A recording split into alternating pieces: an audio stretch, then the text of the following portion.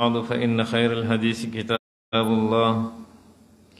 وخير الهدي هدي محمد صلى الله عليه وسلم وشر الأمور محدثاتها وكل محدثة وكل بدعة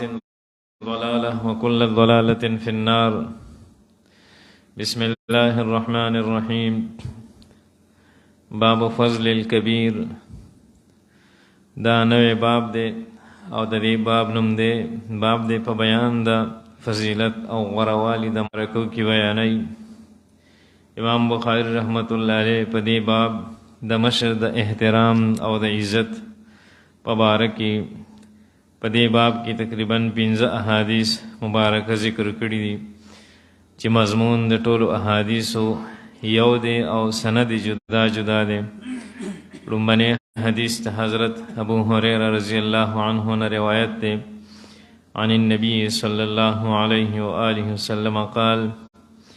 چې د دوه جهان سردار محبوب رسول الله مبارک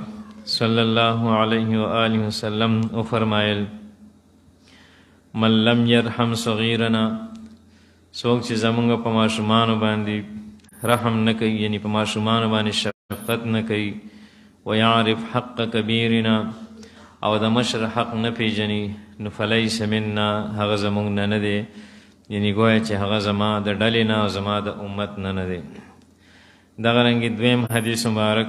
عمر ابن العاص رضی الله عنه روایت ذکر کوي د نبی علیه الصلاۃ والسلام د هغې مضمون هم دا دی چې من لم يرحم صغیرنا ويعرف حق کبیرنا فلیس منا څوک چې په ماشومانو باندې شفقت نه کوي د مشرانو حق نه پیژني نو هغه زمونږ د ډلې زمونږ د امت نه هغه نه دی.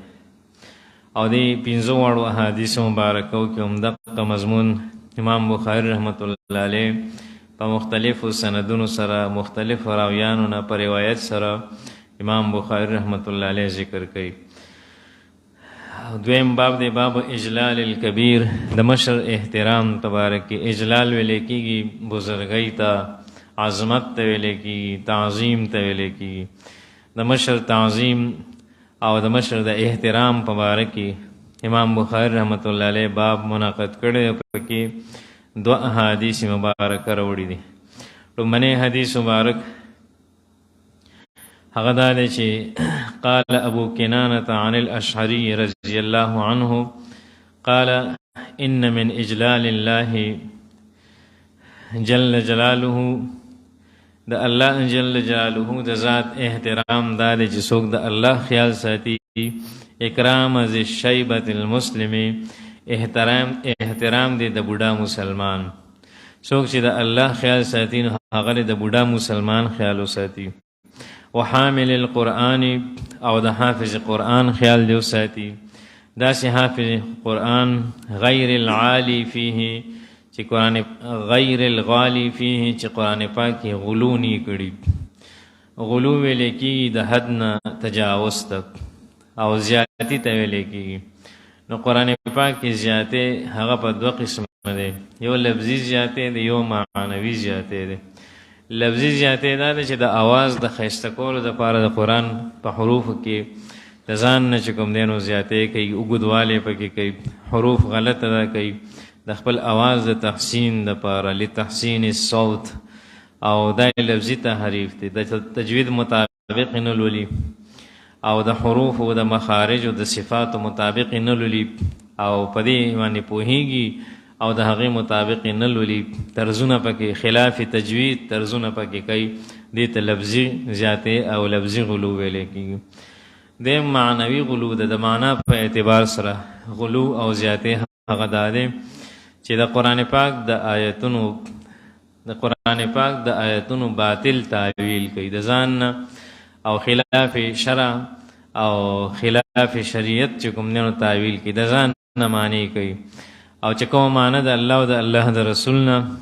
او د صحابه کرامو او د مفسرین ذکر شي د هغه معنی نه خلاف معنی کوي څنګه چې د اهل بدعت طریقه ده. حدیث مبارک او د دې باب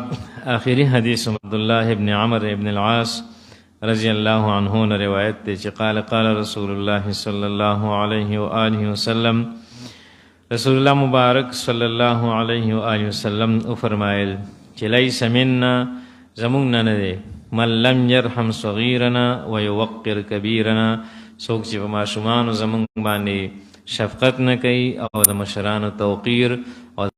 هم خیال ساتي، الله تعالی دعا نه رد کوي. نو موږ او تاسو ته پکار دي چې د مشرانو عزت وکړو، په ماشومانو باندې شفقت وکړو، چې دا د شریعت مستقل حکم دی او د نبی علیه الصلاۃ والسلام او د صحابو دا مستقل سنت دی. الله تعالی دې موږ او تاسو ته د عمل توفیق نصیب. سبحان ربک رب العزة عما یصفون، الحمد لله رب العالمین، والصلاة والسلام على أشرف الأنبیاء